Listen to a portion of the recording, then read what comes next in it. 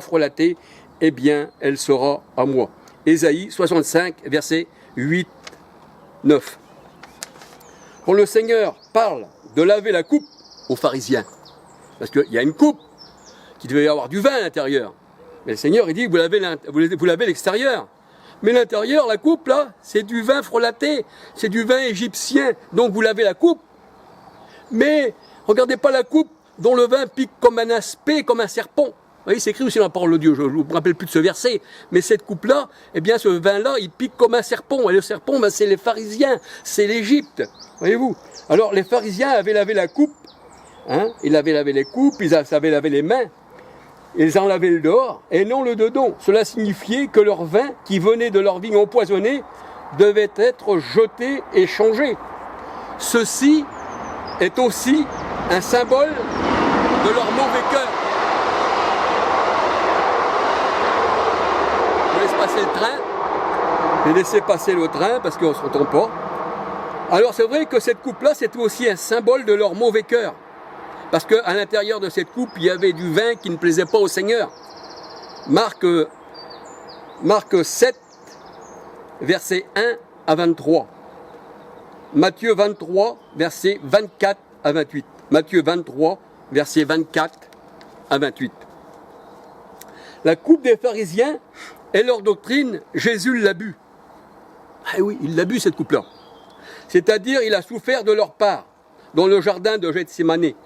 Matthieu 26, versets 39, 42, 45. Parce que les pharisiens, dans leur coupe, que ma coupe déborde, c'est aussi un cœur, la coupe. Eh bien là, elle ne débordait pas de l'amour de Dieu, de l'Esprit de Saint de Dieu, mais elle débordait, eh bien, celle des pharisiens, eh bien, du vin de la colère de Dieu. Et là, le Seigneur a bu cette coupe.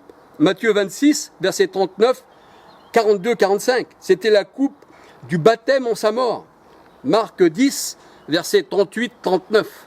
Et les disciples aussi ont bu de cette coupe de la part des pharisiens, de la part du monde. Et cette coupe représente la méchanceté des hommes. Jean 18, verset 11. Jésus disait, eh bien, ne boirai-je pas la coupe que mon Père m'a donnée, eh bien, de boire. Parce que la parole de Dieu nous dit que Dieu l'a livré aux mains des nations et qu'il a bu à la coupe et que l'Éternel, eh bien, l'a écrasé par la souffrance, parce que c'était dans les plans de Dieu. Et quand Jésus il est venu, il disait pour la coupe que ce ne soit pas, eh bien, ma volonté, mais ta volonté. Et il a bu la coupe de malédiction.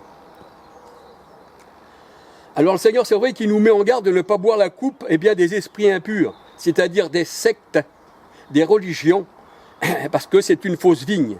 1 Corinthiens 10, 16 à 22. 1 Corinthiens 10, versets 16 à 22.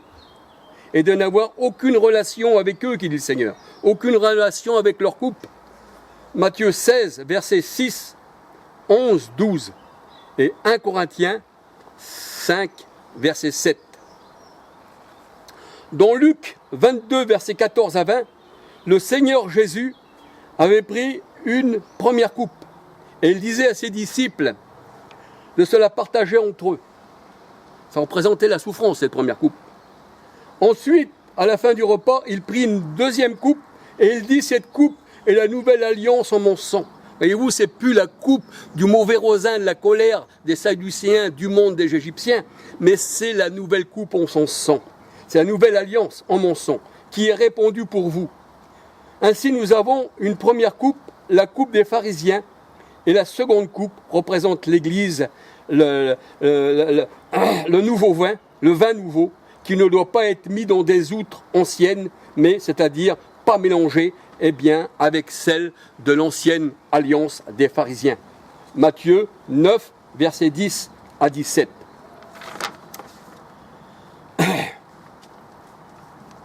Et c'est pour ça que le Seigneur il disait, eh bien qu'on ne doit pas boire la coupe empoisonnée des pharisiens. Matthieu 16, versets 6 à 12. Marc 8, versets 14, 15. Et le Seigneur, il parlait du levain des pharisiens. Matthieu 16, 6 à 12. Marc 8, 14, 15. Et il parlait aussi du levain, eh bien, d'Hérode. 1 Corinthiens 5, versets 7, 8. Et vous, ça c'était pas une bonne pâte, c'était pas du bon pain. Dedans, il y avait du levain. Ils avaient fait lever le pain. Mais le pain, c'était pas ça le pain du Seigneur, c'était un pain fait selon leur imagination. Pour ça que le Seigneur dit, vous avez annulé les commandements de Dieu au sujet de vos traditions. Et la parole de Dieu nous dit que sur les épines, il ne pousse pas de raisin. Et sur un buisson d'épines, il ne pousse pas de raisin. Matthieu 7, versets 16 à 20, et Luc 6, versets 44-45.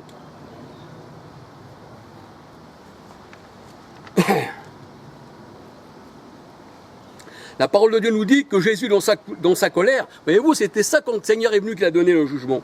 Jésus, dans sa colère, eh bien, il a foulé au pressoir la fausse vigne.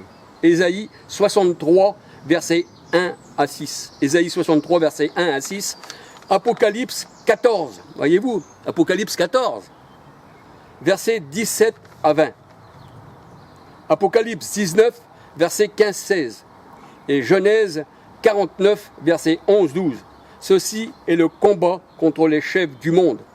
Voyez, quand Jésus a foulé la cuve, le vin de sa colère, qu'il a écrasé, qu'il a foulé au pressoir, eh bien, c'était le monde qu'il écrasait sous ses pieds.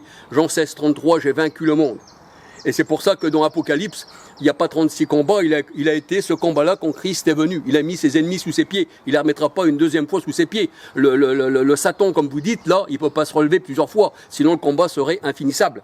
Et là, le Seigneur, il dit, eh bien, j'ai foulé la cuve là au pressoir. C'est moi qui les ai écrasés dans ma colère. C'était le combat entre les Juifs, c'est-à-dire de la chair, et les nations qui se savaient mis, les rois, tout ça, qui s'avaient mis contre le Seigneur. Acte 4, 25, 26, 27, 28, 29. Acte 4, 25, 26, 27, 28, 29. Les rois de ce monde se sont ligués contre l'Éternel et contre son oint. Jérémie 25, versets 15 à 38. Le Seigneur leur a donné la coupe à boire. Et il les a foulés dans sa colère. La nouvelle coupe de bénédiction, 1 Corinthiens 10, 16, 17, se boit non sur terre, elle ne se boit plus sur terre celle-ci, mais elle se boit dans le royaume des cieux. Luc 22, versets 18-20, Luc 22, versets 18-20, Luc 17, 20, 21, et le royaume des cieux est en nous. Donc c'est une coupe spirituelle. C'est pour ça que dans Jean 6, si vous lisez tout Jean 6, quand le Seigneur il parle de manger son corps et de boire son sang, il dit à la fin, dans Jean 6, 63, les paroles que je vous dis sont esprit et vie. La chair, elle ne sert de rien. Donc c'est une coupe, eh bien, qui n'est plus charnelle, visible, parce qu'on ne regarde plus aux choses visibles, mais à celles qui sont invisibles. Voyez-vous, et ça c'est la coupe de réjouissance. C'est la nouvelle alliance. Elle ne se boit plus sur terre. Alors on peut lire dans ceci, dans Jean 6, versets 32 à 63, Deutéronome 32, verset 14. Il est à noter que la cuve a été foulée et que le jugement s'est fait. Eh oui, avec la venue du Seigneur Jésus-Christ. La vigne a été donnée à d'autres, c'est-à-dire aux nations. Matthieu 28, 19. Convertis, eh bien, au Seigneur. C'est-à-dire, ce sont les élus qui ont hérité, eh bien, de boire du bon vin, c'est-à-dire dont Jésus, il est la vigne. Et vous savez que la vigne, c'était Israël. La parole de Dieu nous dit que la vigne, c'était aussi Jésus-Christ. Et le Seigneur, il dit, vous en moi et moi en vous. Ça veut dire, on est comparé à une vigne. Jésus est la vigne. Il est tout à la fois. En lui, nous avons tout pleinement. Eh bien, que le Seigneur vous bénisse, que le Seigneur vous garde et que le Seigneur illumine les yeux de votre cœur. Et s'il veut, eh bien, je ferai encore une petite vidéo. Excusez-moi si j'ai parlé un peu vite, parce que, comme je vous ai dit, cette caméra, cette batterie, eh bien, me laisse pas trop de temps. C'est pour ça que je parle un peu vite. Mais j'aurais voulu avoir plus de détails, plus, mais je ne peux pas. Et comme j'ai pas beaucoup d'argent, je ne peux pas faire les choses. Voyez-vous, je suis pas trop argenté avec tous les enfants ici et ça. C'est pas que je me plains, au contraire. Hein. Je suis pas non plus posé à terre. Hein. Non, c'est pas ça que je veux dire. Mais donc, il y a des choses qu'on ne peut pas faire. Hein, il y a des choses, des fois, que voilà. Mais c'est pas là le sujet. Mais que le Seigneur vous bénisse et que le Seigneur vous garde. Béni soit son nom. Alléluia.